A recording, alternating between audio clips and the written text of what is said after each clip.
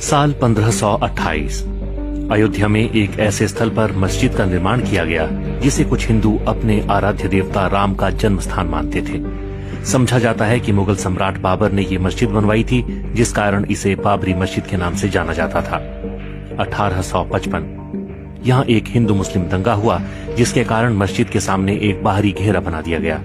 इस कार्रवाई ने हिंदुओं को आंतरिक आंगन तक पहुंचने से रोक दिया, जिससे उन्हें बाहरी आंगन में एक मंच पर प्रसाद चढ़ाने के लिए प्रेरित किया गया। साल 1856-57 इस दौरान हनुमानगढ़ी और बाबरी मस्जिद के आसपास एक सांप्रदायिक दंगा हुआ। ऐतिहासिक वृतांत बताते हैं कि घटना से पहले मुसलमानों और हिंदुओं दोनों की पहुंच पूजा के लिए मस्जिद क्षेत्र तक थी। दंगा औपनिवेशिक सरकार को सत्ता हस्तांतरण के साथ हुआ, जिसके परिणाम स्वरूप मस्जिद के बाहर एक ईंट की दीवार की रेलिंग स्थापित की गई।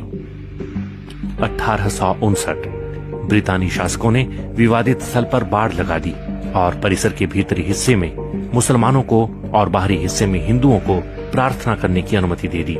1885 महंत रघुवर दास ने राम जन्मस्थान के महंत होने का दावा करते हुए एक मुकदमा दायर किया, जिसे 1885 का मुकदमा के रूप से जाना जाता है। उन्होंने बाहरी प्रांगण में राम चबूतरा पर मंदिर बनाने के लिए अनुमति मांगी।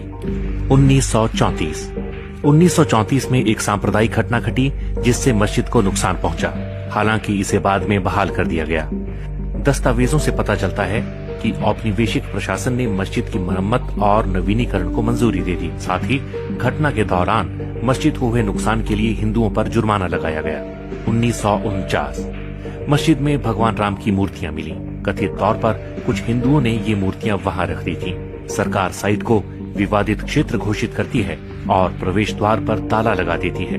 16 दिसंबर 1949 को के नैयर ने उत्तर प्रदेश के गृह सचिव गोविंद नारायण को बाबरी मस्जिद स्थल पर एक ऐतिहासिक मंदिर के बारे में सूचित किया। बाद में नैयर भारतीय जनसंघ के उम्मीदवार के रूप में लोकसभा के सदस्य बने। 1984 कुछ हिंदुओं ने विश्व हिंदू परिषद के नेतृत्व में भगवान राम के जन्मस्थल को मुक्त करने और वहां राम मंदिर का निर्माण करने के लिए एक समिति का गठन किया। बाद में इस अभियान का नेतृत्व भारतीय जनता पार्टी के लालकृष्ण आडवाणी ने संभाल लिया। पहली रथ यात्रा साल 1984 में बिहार के सीतामढ़ी से शुरू हुई और अक्टूबर में अयोध्या पहुंची। 1986 जिला मजिस्ट्रेट ने हिंदुओं को प्रार्थना करने के लिए विवादित मस्जिद के दरवाजे पर से ताला खोलने का आदेश दिया। मुसलमानों ने इसके विरोध में बाबरी मस्जिद संघर्ष समिति का गठन किया। साल 1989 विश्व हिंदू परिषद ने राम मंदिर निर्माण के लिए अभियान तेज किया और विवादित स्थल के नजदीक राम मंदिर का शिलान्यास किया। साल 1990 विश्व हिंदू परिषद के कार्यकर्ताओं ने बाबरी मस्जिद को कुछ नुकसान पहुंचाया। तत्कालीन प्रधानमंत्री चंद्रशेखर ने वार्ता के जरिए विवाद सुलझाने के प्रयास किए, मगर अगले वर्ष वार्ताएं विफल हो गयीं। लालकृष्ण आडवाणी ने आंदोलन के लिए समर्थन बढ़ाने के मकसद से गुजरात के सोमनाथ से अयोध्या तक रथ यात्रा शुरू की। इस बीच सांप्रदायिक दंगे भड़क उठे।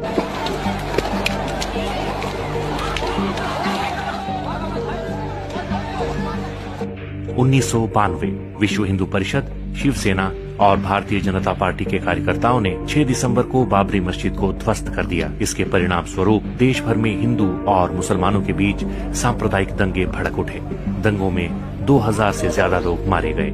1993 नरसिम्हा राव सरकार ने लगभग 68 एकड़ भूमि अधिग्रहित करने के लिए एक अध्यादेश जारी किया। बाद में इसे एक कानून के रूप में पारित किया गया।